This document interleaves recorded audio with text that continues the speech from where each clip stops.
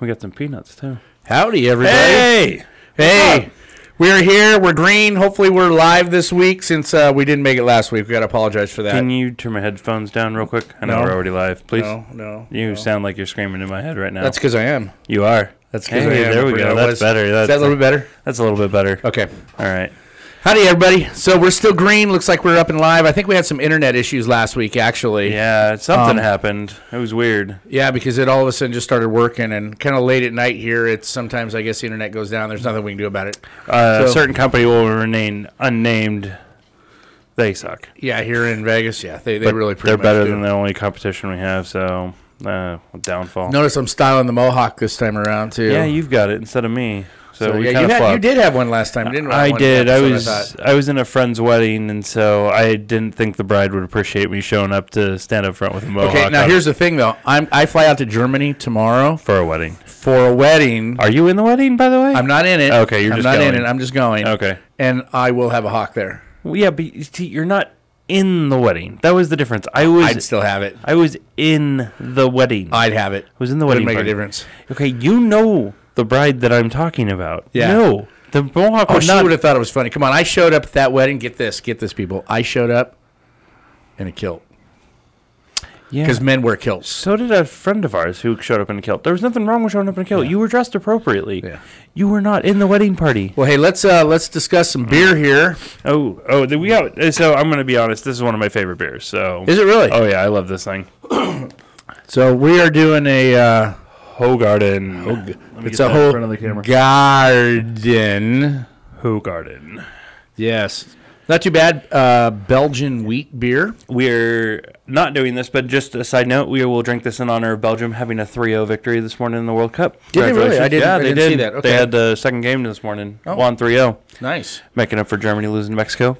Mexico! Yeah. 1-0. Talk about a good upset. I know we don't usually do sports on here, but it's the World Cup, people. Come on. That's surprising. Germany actually beat Mex beat Germany. It's the first time in the history that Germany has lost to a CONCACAF team. Interesting. That's what I mean. Yeah. Germany's got a great team. Always have. So a friend on Facebook, they made a comment, and this kind of summed up what because I was camping out of cell service, so I didn't get to watch the game, unfortunately. But this comment summed it up.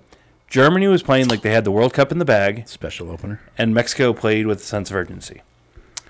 Okay. And that's what everyone said. Like, Mexico scored that goal, and then I guess Germany played a great second half, but it wasn't enough. Mexico was on a high, but they wanted to win more. All my friends were saying, all my friends who are Mexican out here, they're all said the same thing. That's going to be a letdown against Sweden. They think they'll probably lose to Sweden just because that's such an emotional high win. They think they'll come down a little bit, which is unfortunate. I hope they just draw because I'd really like to see Mexico get out of group, see them and Germany get out. I think Germany's going to be on it. I feel bad for, I think it's Sweden and Korea. Sweden and somebody else in their group. I'm not sure. I got to look. I feel bad for those two teams because Germany's going to be playing with a sense of urgency now. And Russia. I love soccer. I have Google TV, Google Live TV now, and they actually have several soccer channels. Yeah. That they're playing all the games, and I've been missing. Of course, I've been gone the last week too. So yeah, you were gone for most of the week. For those of you who didn't know, the haircut and everything, I was at a nice festival this last week known as Burning Man. It was a local burn, so people aren't confused with the original Burning Man. Because it is a little confusing when you say just Burning Man. Yeah, there's several Burning Mans all around. Different communities have different ones. They sell about 12. Would you like some help with that man opener? You got it finally. God, my hands are. I went fishing for the first time, people. It was amazing. I caught my first fish. My hands are a little sore. From fishing. Dude, I caught 17 fish. From fishing. Okay, I work at I'm a pencil pusher. I don't work with my hands all day. Good Lord, man. Fishing. Yes, I'm making cheesy excuses, and they're bad, and they're terrible, and I shouldn't do it, but I don't care. You should just say that you can't open a beer like a man. Just admit it. You can't use like a Phillips screwdriver to open your... By the way, that's what we're using, a Phillips screwdriver. I opened it, didn't I? Yeah, 30 Ooh. minutes later. Been waiting for you so we can cheer our beer here. Some of us are trying to teach other people patience in life. I'm not good at that. I know you are very impatient, and I am a little bit more patient than you. And I admit to it. That is a fault. I do admit I have a patience issue. You know what you can do for that? You can do what I did. Tell God I can outweigh you and watch what happens. Uh-huh.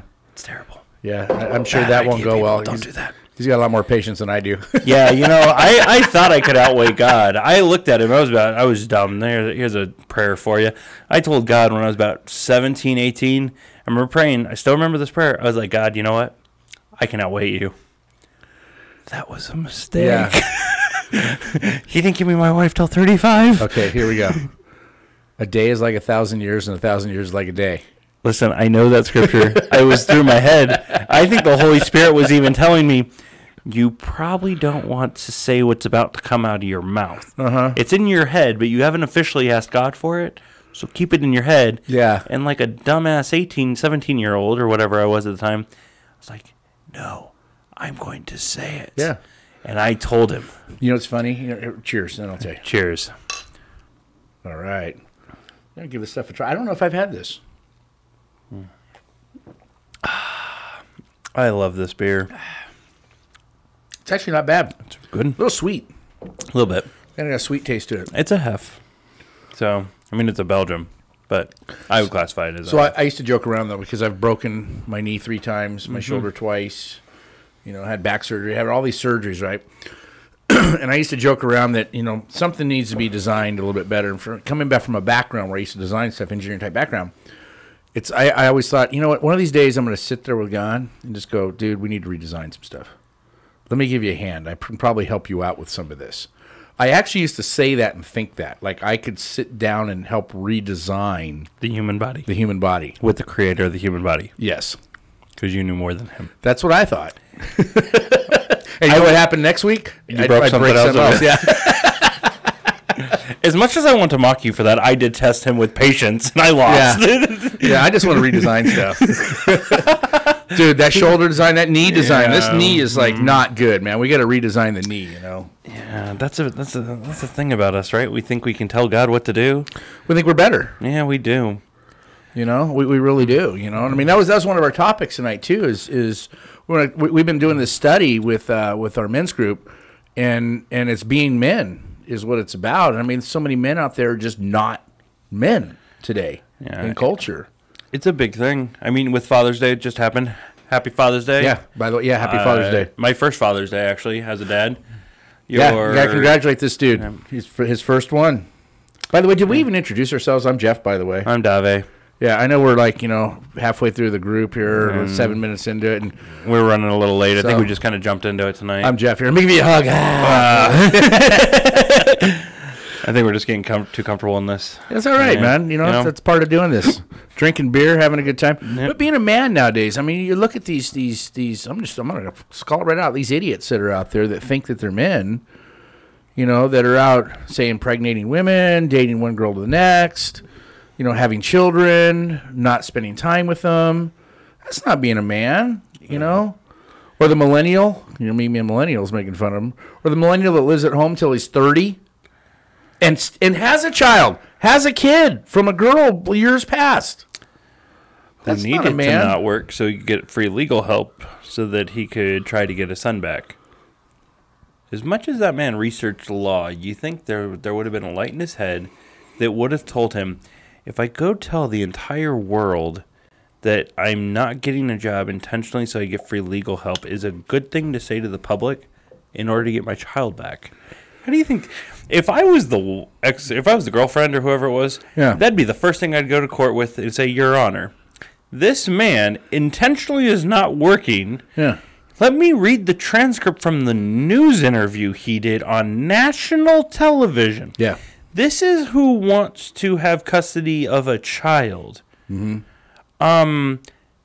No. Yeah. The guy's a flat dumbass. Like, you were like, I researched all this law stuff, and that's how I know what is and what isn't. The judge schooled him. I was talking to a couple of friends about this who lean more right on the conservative side of it. Okay. And I was telling him, I watched the interview with the guy on CNN. And this is the funny thing. If you haven't watched it, so he, of course, he's making all the news sorts on the right because everyone just on the right wanted to mock him. So CNN brings him on, right? Mm-hmm. And CNN, for the most part, they try to stay neutral, but they lean typically left, is what people say. I'm not going to make a judgment call one way or the other. News feeds come on, and it's interesting stuff. I'm going to read it. We got peanuts tonight. Yeah, we got peanuts. We're going real like Bari, peanuts and beer.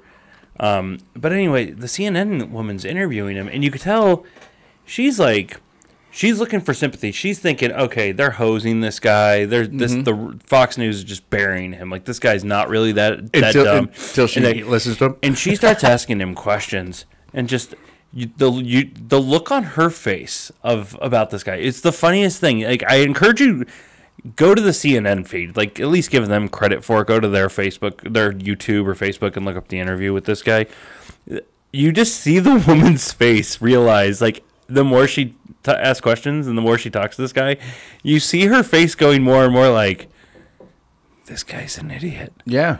Like, I can't, like, Fox isn't making this guy look bad. He's making him look bad. He's really an idiot. And it was interesting to me, not from like a right-left perspective, but it was just interesting seeing somebody who you could tell they went in trying to help the guy and realizing he really is a moron. Wow, this guy just doesn't want a job. Like, he doesn't want a job. He feels entitled. Like, every stereotype about a millennial that people make fun of, this guy embodied. And I feel bad. Like, I'm on the cusp of millennial. Like, I'm 82, so that's millennial. Whatever. But it's like every stereotype of millennials is what this guy is. And it's like he's in the minority. But yet everyone's like, oh. But there's a stereotype right there. Yeah. Right. And he fit it. And it's almost like the media fed into the stereotype, which I feel bad. Like, if you're a millennial, I understand not all of you are that way. Yeah. But there's people in Gen X and there's baby. Like, there's always people who are going to be that lazy. It's just with social media. Here's the thing. You look at it, though. And, I mean, I look at this and I don't necessarily blame him. The guy's a moron. Let's find the guy's an idiot, right? He's 30 years old, living at home, suing his parents to stay there. But he's 30 years old, suing his parents to stay there because his parents let him live there until he's 30 years old. Where was the dad in this picture going, son, you're 18 now. There's some luggage. Get a job. Move out. The guy didn't even drive. I think I was reading he didn't even drive. No, he had his license because he drove away. Way later in life. Oh, you didn't get it at 16. Way later, yes. That's what I'm getting at. It's like nothing pushed this. Boys aren't being pushed nowadays by men to go out and get a license, get a job, learn to be a man. That's what we're talking about. It's this boy, and I'm going to call him a boy. He may be 30 years old, but he's a boy. He's a boy that can produce children, is what he is. Yeah. Well, he did produce a child, unfortunately. Yeah. So, God bless. Like, we do pray for the kid, and we pray for the guy too. Like, and you do bring up a good point.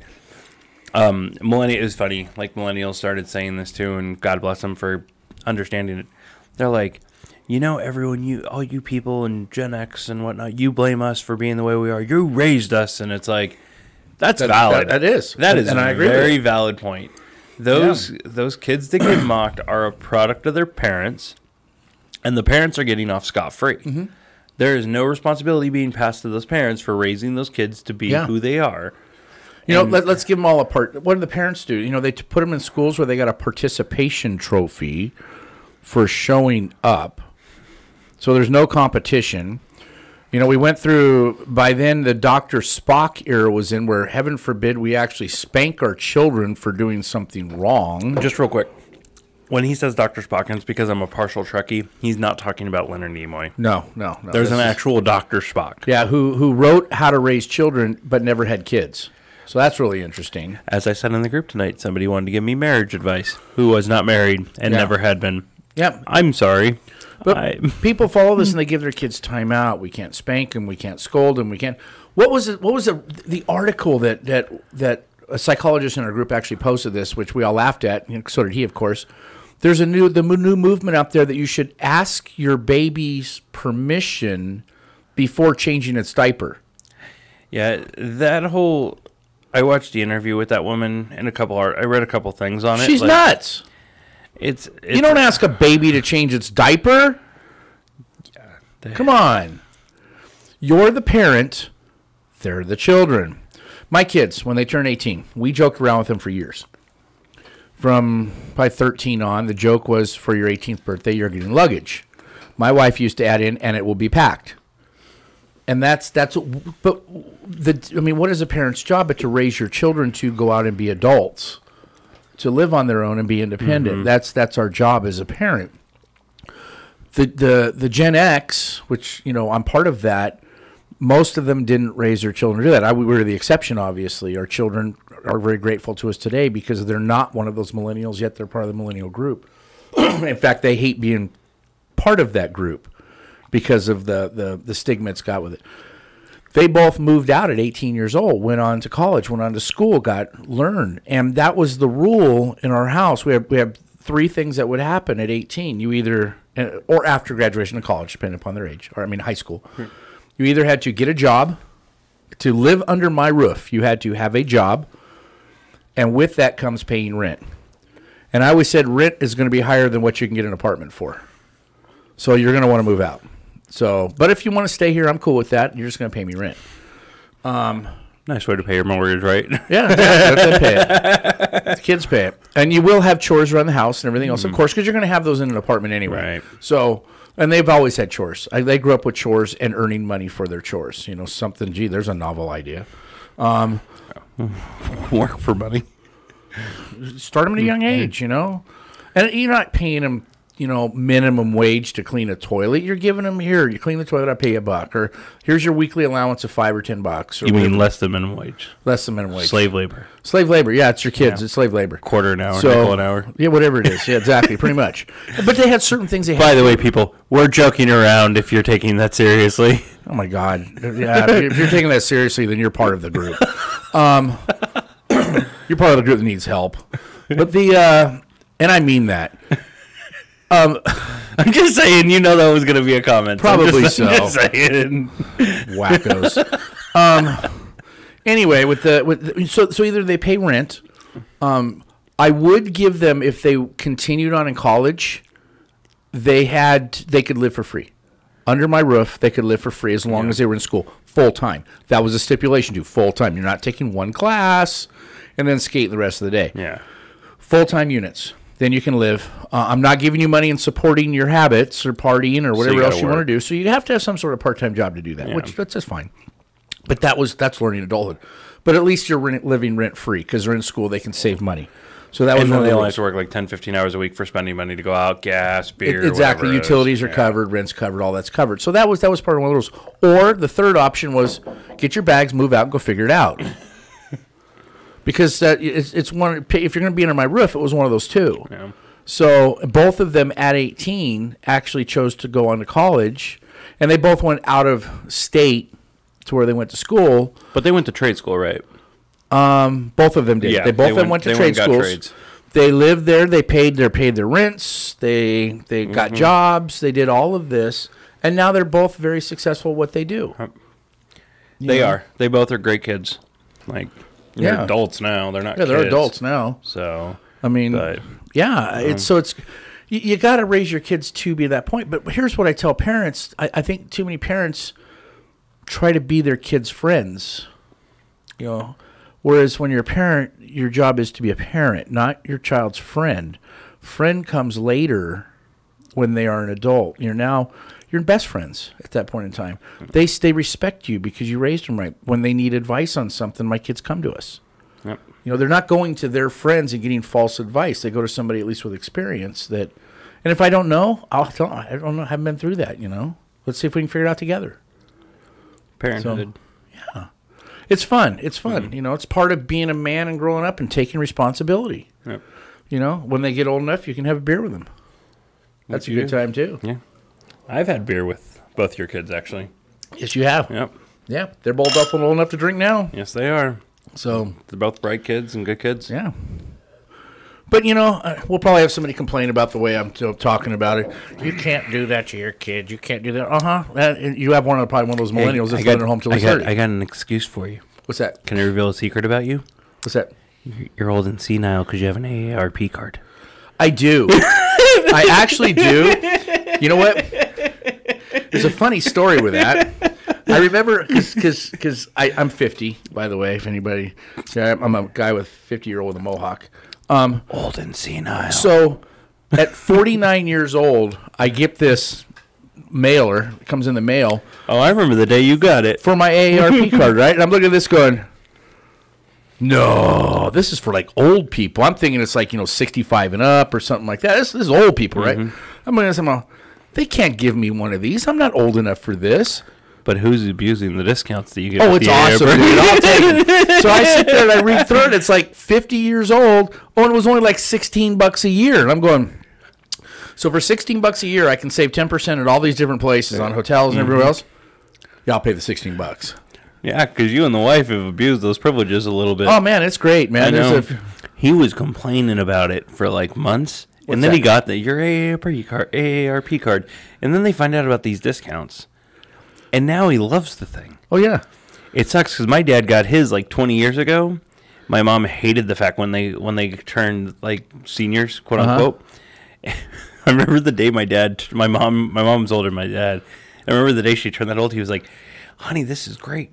She was like, "Why?" He's like, "You know how many discounts we get now when we go out?" Mom's like, "You're never using that." He's like, "Fine, I'll just use your ID and get the discount." So senior coffee at McDonald's was the greatest thing because it was like a quarter. Yeah. I mean, now it's like $1, but back then it was cheap. I go to, we'll go to hotels or something, even when we go in to check in or something. And I'm like, do you guys give an AARP discount? And I'll flat out ask them now. I'm like, and some of them will say, yeah, but you have to be, 65 or 60 or something like that. I'm like, oh, damn. I want the discount, Almost there. Some of those discounts are pretty darn good. That card's paid for itself. Hey, no, I'm stuck in that middle age where no discounts for anything. You're too old, so you don't get the student deals, and you're too young, you don't get the senior deals. You got to pay full price for everything. Dude, I'll tell you what. Even at my age, though, that's the stuff age discrimination right there. It is age discrimination. Isn't that part of one of the discriminatory things? The part where you are supposed to whatever you say. They can't discriminate against you if you're under 45. I think it is. They can or can't. They can't. They can't. They can then. They can discriminate against you under the age of 45. Okay. Once you're over 45 or 50, then the age steps in. But when you're under that, 35's too old for us. Psh, yeah. Legal. That's allowed. I believe it. Which, granted, I have no problem with. So, they want to get rid of me if my job wants to get rid of me for being too old, that's okay. Because it's not my company, and I don't get to tell my company how to run their business. They pay me to do a job the way they want me to do the job, and so I do it their way. If I don't like that, I can go do something else. Exactly. It's not their fault because that's the way they want it. Lost today. Oh, it is, isn't it? It's unfortunate. Everyone wants to run other people's businesses. They'll tell you how to run it. I love this, and I'm going to throw him under the bus. My brother. My brother's never grown up. So every time he'd get let go from a job, it was always the same thing. He'd be like, yeah, company's going down without me. It ain't going to last. But how many times we hear this from millennials? And he's not even a millennial, but he has that mindset that, yeah, I could do a better job than them. Can I just make equivalency on how you mock millennials? Oh, go ahead. So people mock people from Gen X. This guy. They love to mock millennials, talking about how terrible they are. Blah, blah, blah. If I remember correctly in history, you Gen Xers were also the hippies. No, that was ones before us. No, that was Gen X. No, it was before us. We're the children of the hippies. You're the children of the hippies. We're the children of the hippies. Well, it was your parents' generation then. My parents were the hippies. They were a bunch of lazy bums. They were the hippies. What's amazing today, though, is look at where most of them went.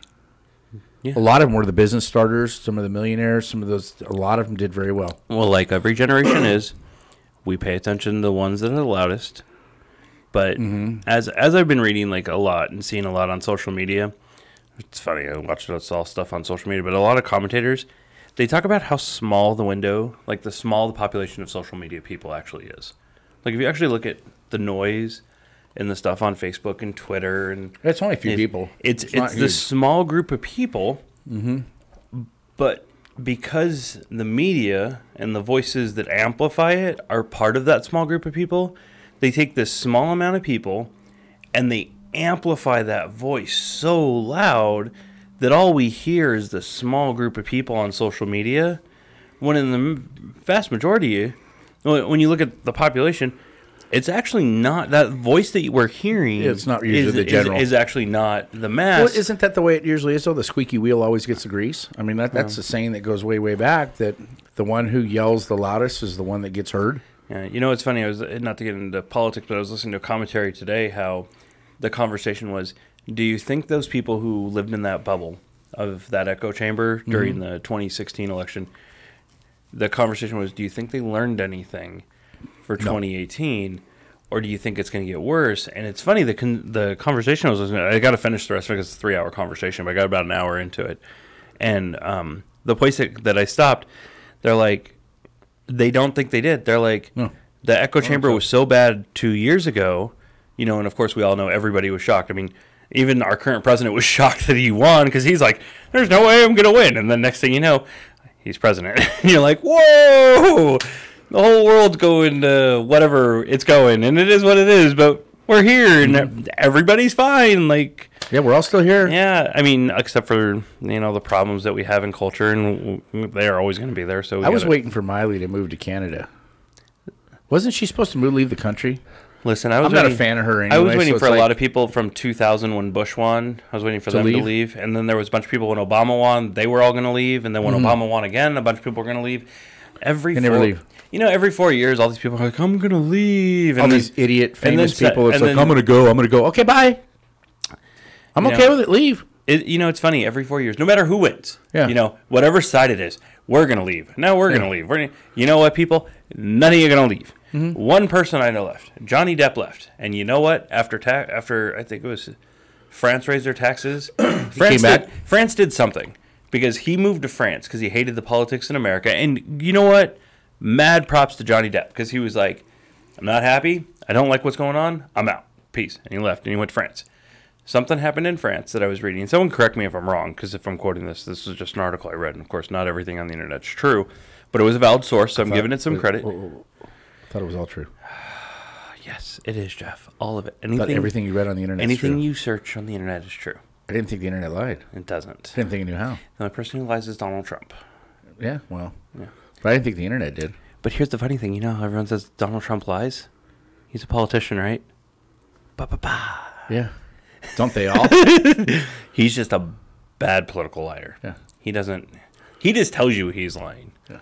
Everyone else tries to make you feel like they're not lying. Yeah, they try to make you feel warm and fuzzy while they're stabbing you in the back. Yeah. That's pretty much what they all do. They want you to... He just stabs you in the back and says, hey, take it. Yeah. Take it. I think he stabs you in the front, more likely. Could be. He does the front stabber.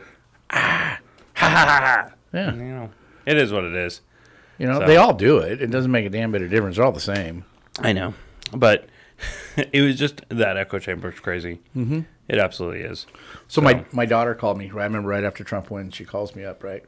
She goes, Dad, I don't know what to do. We're kind of afraid. Because, you know, she's the younger millennial generation that was in that bubble chamber. And I said, what are you afraid of? She goes, the whole world's going to come to an end. And I'm like, do you really, really believe that? So her and I had a long conversation about past presidents, what I've been through, and what everybody thought. Every single one of them, the world was going to come to an end. I don't care who won, who lost. It was all going to be that. It was the world's ending. And we sat and talked about it. I said, tomorrow the sun will come up, and everything will be exactly the same as it was today. Trust me. She didn't care now. She's out of the political part of it. Doesn't care, which is where you should be. I mean, we get too wrapped up in this stuff that, did you hear what he said? Oh, my God, can you believe this? Who cares? So that was the other part of the conversation that was here. This was actually really cool. So part of the conversation we were talking about is one of the problems of society today, and when you can judge how our society is, when politics become everything. When politics wraps up an entire society, it's actually an indicator of how bad society's doing because people aren't worried about everything else about their life. Like eating? Family, business, anything that you would encompass in our culture and society. When those are the more important things in society, society tends to do better. But when politics consumes everybody, it's almost like a negative aspect. Mm-hmm. And they were talking about that, and I was like, I'd never heard that before. I'm like, that's actually kind of interesting because... and it's been doing it now for about 10, 15 years at least, yeah. The discourse of politics has gotten so bad where, I mean, it's encompassed the church to the point that I hate the fact that politics are involved. We had a guy tonight in our men's group who he said the day he walked out of the church was the day he walked into his church and the priest... told him who to vote for. Yeah, told him who to vote for. And he wanted to walk out in the middle of service, and his wife sat him down and was like... No, he wanted to stand up and say something in the middle of service. And his wife was like, just sit down and he just didn't get back. And it's like, that's not the.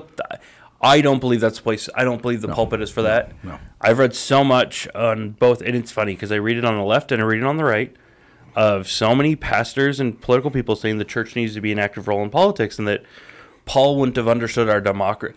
I read this last week. Okay. I read from a pastor that said Paul would not understand our democracy today, and we should not take Romans 13 and the writings of Peter about government in today's context because we live in a different rule. Wow. And I was like, no, that would imply that we have control, and it's God who has control over everything. I mean, just take the writings. Okay, so Paul wouldn't understand yet in his day when he's saying don't be involved in that, submit under the government. In his day, they're burning Christians as lampposts to light the streets. Yes.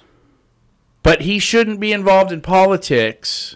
Or he says we shouldn't be involved in politics. No, he's saying we should be more. This guy. No. What I'm saying, Paul says this. Oh yeah, Paul says. But yet in his day, they're killing believers, right and left, killing them. The government is, and Paul's saying no, we shouldn't be involved in politics.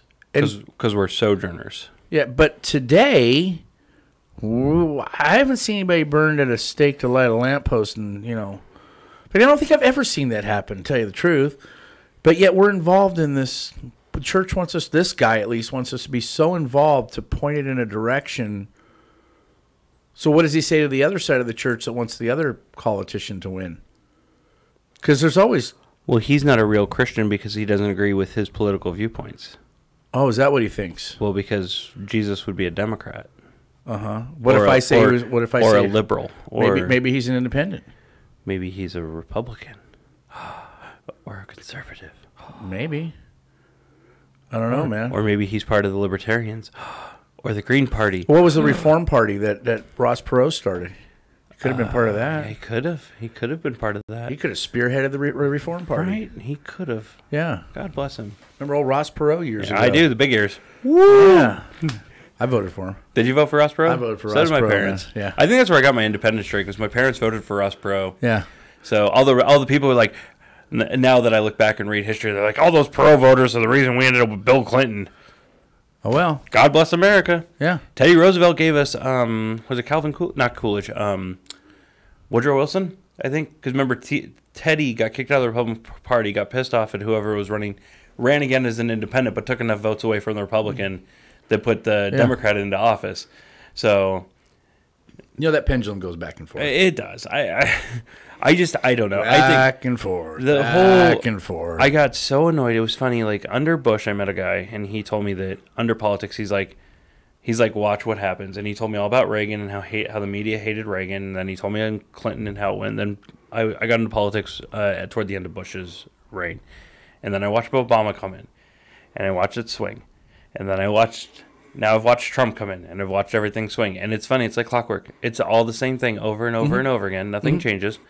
The hyperbole. Exactly the same. The hyperbole is just as bad. Every Republican is the devil. The media doesn't criticize people on the left as bad. They're all been that way for years. And it's the same thing over and over again. But it's the end of the world all the time. And it's like, I even remember. I remember when, I'll take it way back. Some of you might remember this. I remember when Jimmy Carter won. The good old Baptist preacher from the South. 1976. He was a peanut farmer. He was a peanut farmer from down in the South. Maybe he made those peanuts. Could have. He's still active. I remember when he won, because I was young then, and I remember my dad talking about it, and it was going to be the end of the world, and everything was going to go to hell because Jimmy Carter won. Because he was a goofball and didn't know anything and uneducated, and actually, turns out he was actually one of the most intelligent presidents we've had. But this was the chamber that the anti-Carter people lived in, and that was their thought process. Now, he did good things and he did bad things. Every president does. Hey, this is a beer show. But the world didn't end. Let me incorporate something that Jimmy Carter did that pertains to beer and Bible. Did he make beer? Okay, he didn't make it, but it was under the Carter administration that they deregulated the beer industry to allow for craft beer companies to exist. Nice. We would not have craft beer if it wasn't for him. If it wasn't for Carter. No, he must have liked beer. Carter helped do that, and then I believe it was Carter and Ted Kennedy Okay, this is shocking.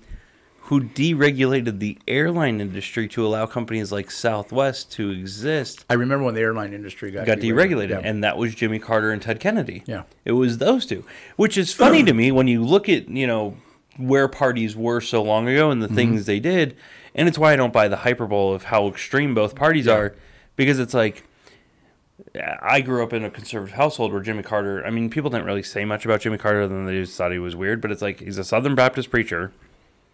Part of the SBC. He's still giving his life, working for Habitat for Humanity, doing a bunch of charitable work. Like, if any man is living like a pastor who became president, like, God bless him. He's doing it more than Mike Huckabee, as far as I'm concerned, because Huckabee's just out there continuing to make a buck with, hey, man, do your thing. You're a capitalist. God bless you. But it's like, when I hear Christians go after Carter, I'm like, he's not advertising his charity work. He's not wearing it on his sleeve. Mm-hmm. He's not out there. The only reason it's on his sleeve and I know about it is because so many people talk about everything he does. He's not the one talking about it. Yeah. He was out there trying to actually do all this North Korea stuff that Trump just got done. Because remember, Carter used to go to North Korea and everyone was giving him crap for constantly going out there during, I think it was under the Bush years, when he was doing it.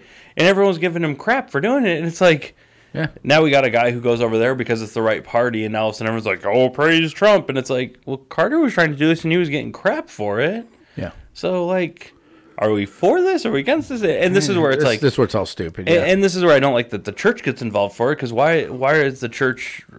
Why are we taking sides in a political argument when that has nothing to do with what God calls us to do?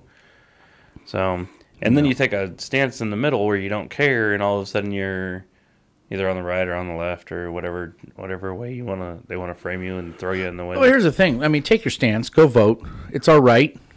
You should vote. Vote your heart. Vote who God feels you should be. And, whether whoever it is or whoever you think you feel is going to benefit you and your family and the country, that's who you go with.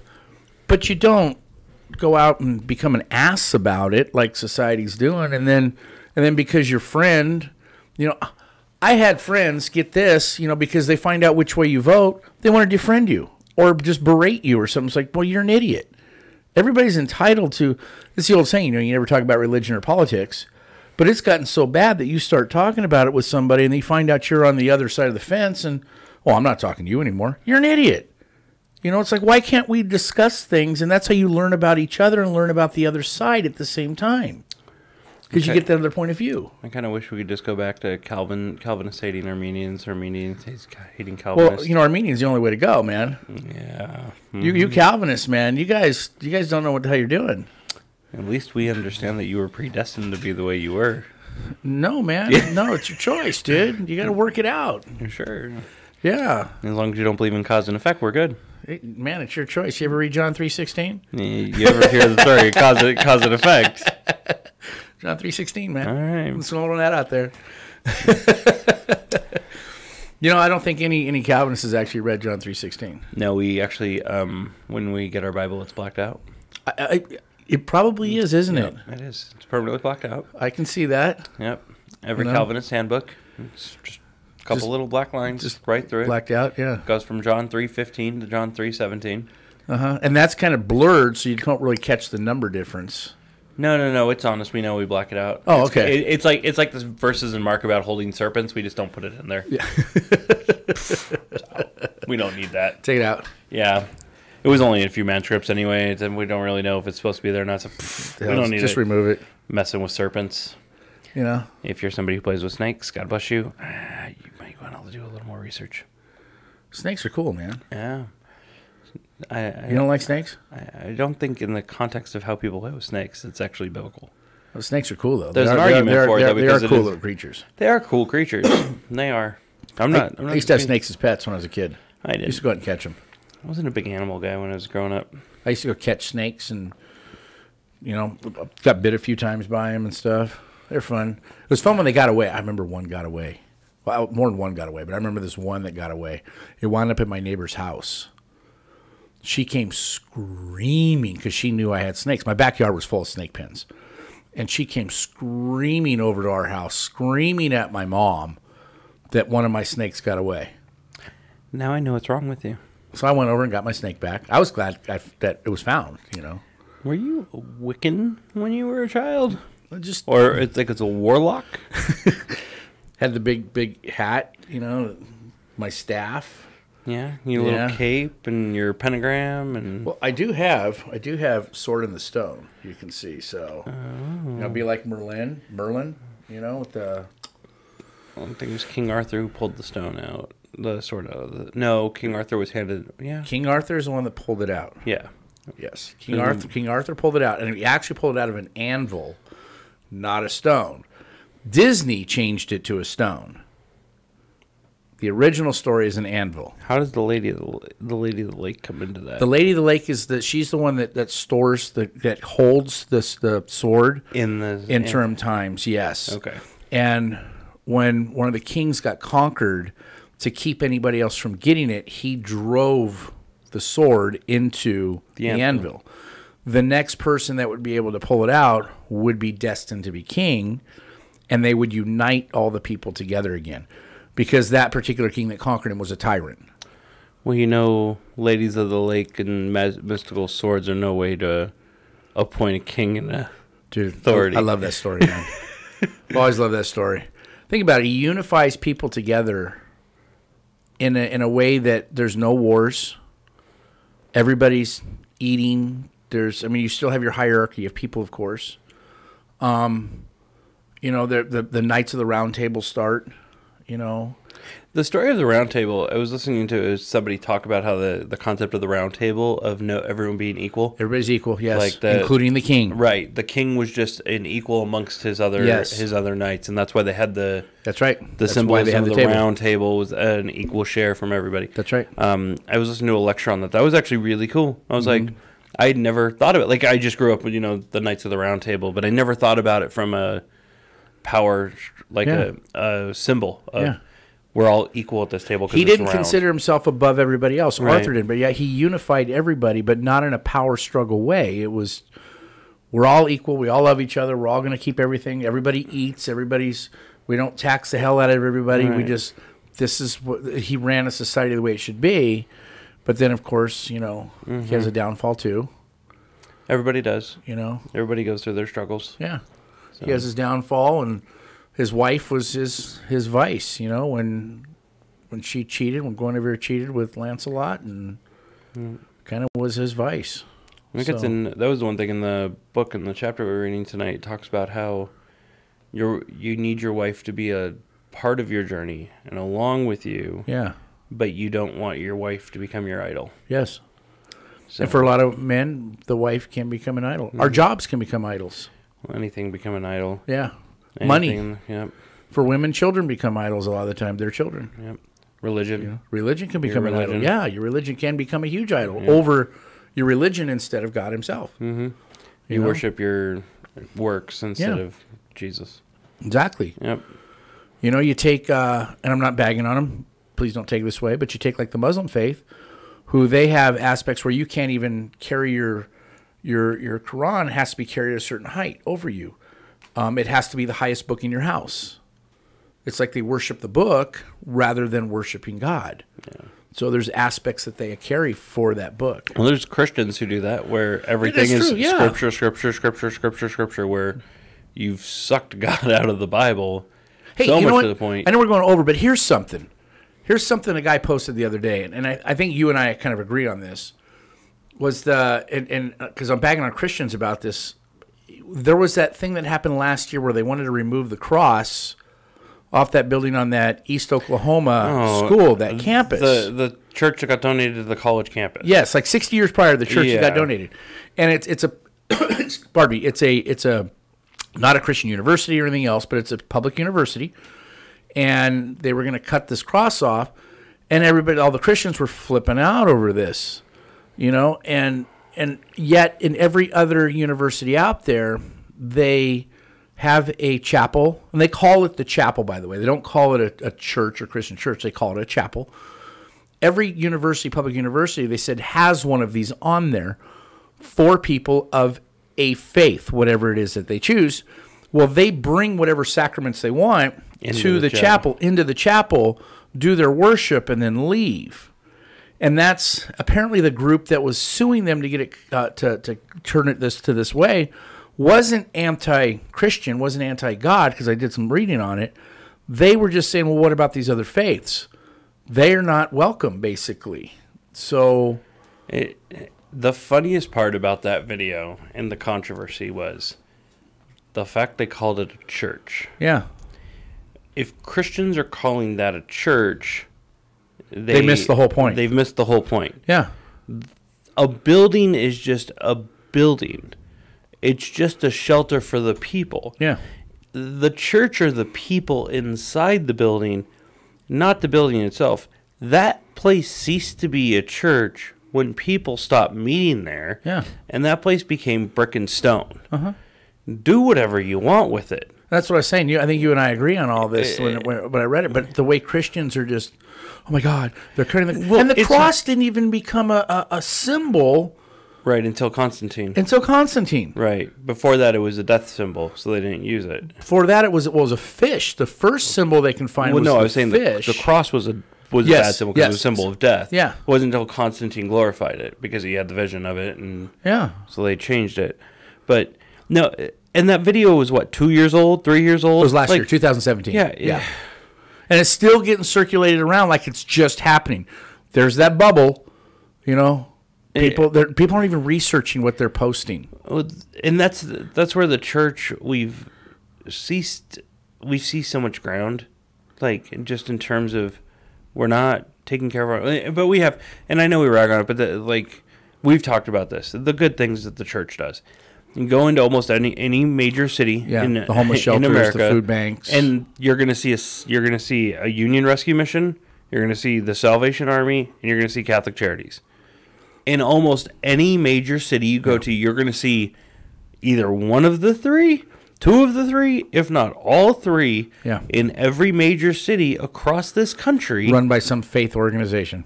Catholic Charities, the Catholic Church is running that in every city. The Salvation Army is... They're the Protestants.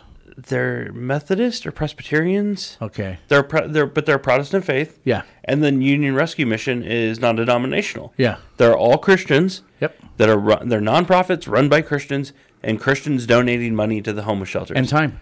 And it's time, money, volunteers, food. Yeah. And it's like, it's funny when I listen to all these people complain, what is the church doing to take care of the homeless people? Running your homeless shelters?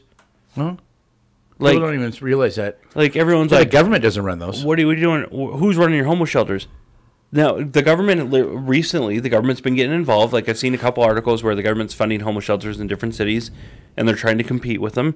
God bless them. If you want to put your tax money to it, I'm not going to complain about it. Do it, but you go around, and I'm just like, when everyone's like, where's the church? There. Mm-hmm. 3 different organizations in almost every city. Pumping in millions of dollars. And then if you want to go to other faiths, the Muslims usually have mosques in every city that's doing it. That's right. I'm sure the Jews have some sort of...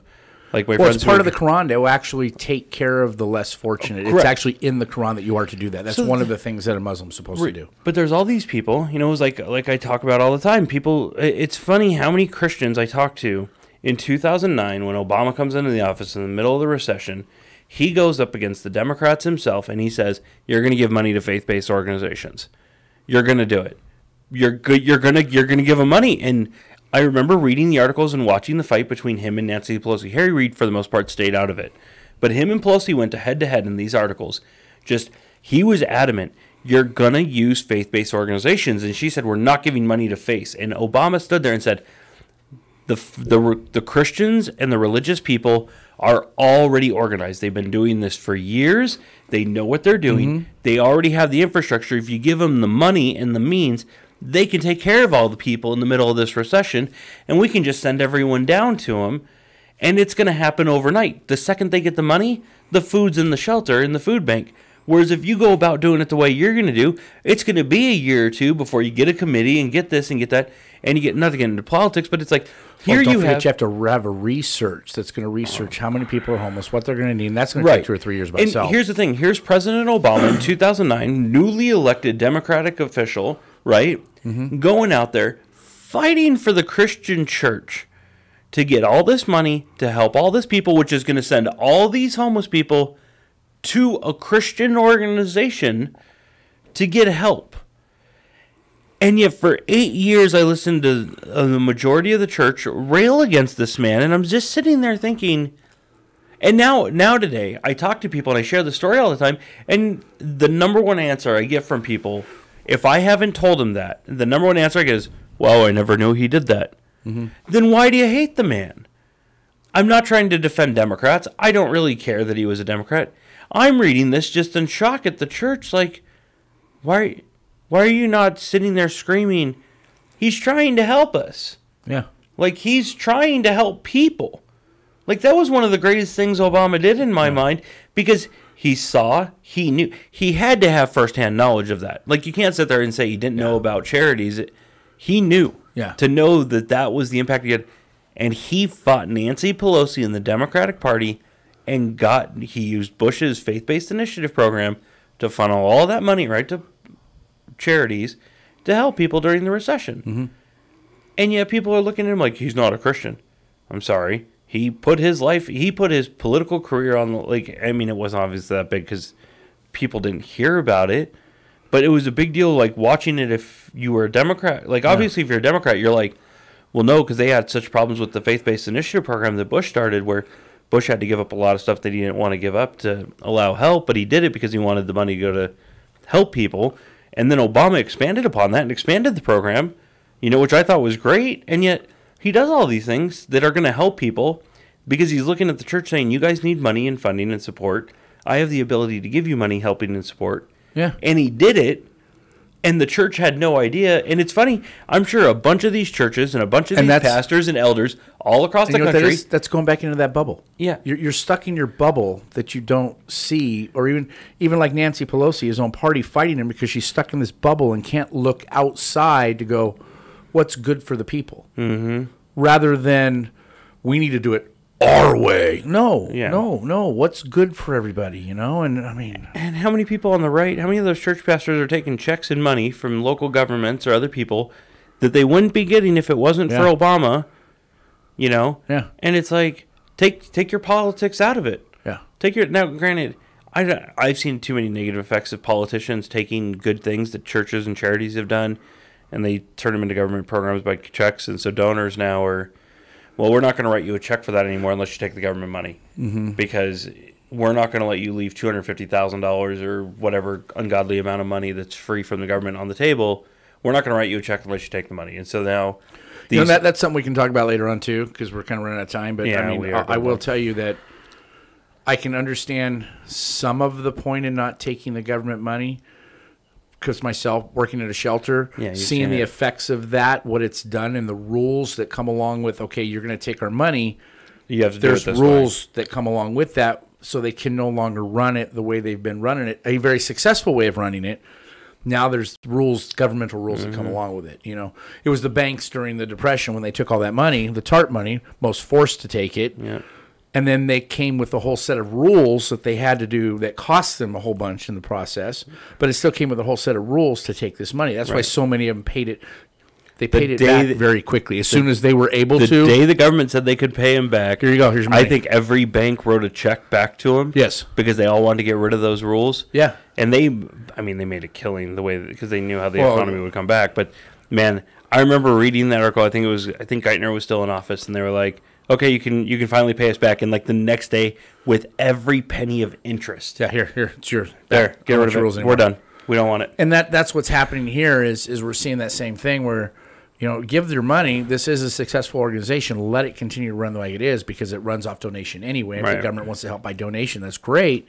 But don't make that come with a set of rules, especially government rules, because most of the time they don't have a clue what they're doing. We all know that. All that money comes with government rules. And again, it doesn't matter whether you're a Democrat or Republican. The rules are stupid. They all want control to tell you what to do. They all attach the same rules to it. Doesn't matter. Yeah, it doesn't matter. It doesn't matter. You can't tell me that they don't go across party lines all the time. You just never hear of it. The government functions every day. Yeah. They're passing stuff. They're doing stuff. Yeah. We just don't hear about all that stuff. If it was strict party line all the time, it wouldn't go anywhere. Right. Period. No. They just make a big deal about the few items that they know people disagree with that'll make them headlines. Mm-hmm. And make them headlines to make it about themselves. Mm-hmm. That's all it's about. So they can get reelected. Correct. If people actually understood that, this is the only reason they're doing that, to get reelected because they like their job, you might kind of look at it with a different light. But, people are stupid. Come on, if I could run, most people are dumb. If I could serve 2 years in the House and get $135,000 for the rest of my life every year plus the free health care, I'd do it. Here's the trick. Here's something. I've told people this many times. You want to discover if you're a follower or a leader. Really simple. And watch society. You'll find out how many followers there really is in society. How many people that think they're a leader and will tell you how to do something, but they're really a follower. Pull up to a red light, a turn lane. I've told you this. You told me this all the time. You see 2 turn lanes to turn, right? Left turn lanes. You will generally always find one of those lanes will be packed with people. You got peanut in your beard. One of those lanes will be packed with people, like several cars. The other one will have none, maybe 1 or 2. And you will continue to watch people pull up in the exact same lane as everybody else, just following them. Followers, just a zombie. Here I am. They don't even pay attention to what's around them to go, gee, if I was in that lane, I would probably make the next green light and not be stuck at a red one. And I don't have to sit at this light for the next ungodly amount of time because there's only one person in that line. People don't even notice. They're not paying attention to what's going on around them because they just follow. It's a quick, easy test. I do it all today. I pulled up to a left turn lane. Dude, there must have been 7 cars in the right-hand part of 2 turn lanes, the right one. 7 cars. There was not one person in the far left one there, the one on the left, and they were far enough out that I literally had to kind of pull up on the curb to get into that lane, and I sat and watched the next 3 or 4 cars all get in the same lane. Not a one of them was, those ones back there would not make that light. They did not. It's ever since you told me that, I always pull into the shoreline now. Yeah. It makes you realize how much I never done it. Like, I always got in the right lane if I needed to turn right, like immediately get into there. And that's understandable. But what's funny is now, even if I have to do that, I find it quicker to get into the left-hand lane because everyone's always so spaced out. There's always an opening that I could just turn left and just pull into an opening and still get over. So it's just like it's a habit to always pull into the shorter lane. And sometimes it's a right one, sometimes it's a left one. It's different at every light. Everyone always pulls into a different one. But I've sat and watched people. Whoever pulls in first into that lane, typically the next cars just follow that person. Just followers. People are followers. Easy way to tell. But they'll tell you what to do. Those are the same people on Facebook telling you how to live. And what's the old saying? Do as I say, not as I do. Yeah. Everybody loves to tell you what to do, but nobody wants to live it themselves. Exactly. So I think we're running up to an hour. This is going to be one of our longest shows. Let's rate this beer real quick. And we only did 1 beer. Did we have more beer that we No, this was it, dude. We've been talking the whole time. Wow. So our Hoegaarden beer, in honor of Belgium, 3-0 in the World Cup. So pretty good beer. Boys. I know we didn't read the whole label and stuff going on. Original Belgium wheat beer. Looks like it started in 1445. Yeah. 4.9% alcohol. It's only 11.2 fluid ounces too. So it's smaller bottle. They can make you think like it's like a 12 ounce, but it's really not. No. Charge you for a 12 ounce. Save money. Always. So you know what? I would back. This isn't too bad. I know you're probably going to give it, our 2-star or 2 thumbs up. I'm going to give it 2. You're going to give it 2. It's one of my favorite beers. It's actually not one of mine. It was kind of sweet. I'm not into a lot of sweet beers. Yeah, it is pretty sweet. And I've had some whites, that aren't as quite sweet, but a lot of whites are sweet. I would probably give it about 1 1/4. Okay.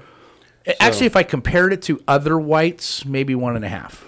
In comparison to other whites, if you're a white beer drinker, I'd probably give it about 1 1/2. Do it as a whole beer, not just as a white. Okay. Or as a wheat. Well, there's a rating. If it was just a wheat, if I'm rating it just as a wheat beer, it'd be 1 1/2. As a beer in general, 1 1/4. So do 3 1/4 for this guy. 3 1/4. Since I'm going to do 2. Okay. And that's only because we judge it based off. I order this when I get a chance. So it's got 3 1/4 thumbs up. Mm-hmm. So try it. I would definitely, most of the beers we've had on here, we give them a try. Yeah. I think we've had that one a while back that wasn't too hot, but every now and then we get one that's not. Most of the time we got lucky on that PBR. We had a Punk Rock Bowling. That was pretty good. Yes. That was.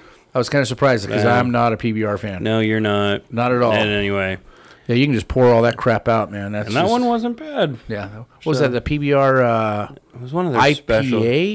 No, it was an American. PIPA? American, or it was a pale ale. Pale ale. Okay. It was just a pale ale. Like that PBR. One wasn't too bad. Yeah, that I don't know. It's on one of the videos, the Punk Rock Bowling videos. I think it was video 2. Yeah, we did 3 or 4 videos during Punk Rock Bowl, so we had a good time. Yeah, if you want to check those out, we have them loaded up there. They were short because we did them in between sets of the band, so they're like short, like 3-4 minute videos, just real quick to read. So you guys all know next week I'm in Germany. I will be drinking German beer. Yes, you will. Fly out in.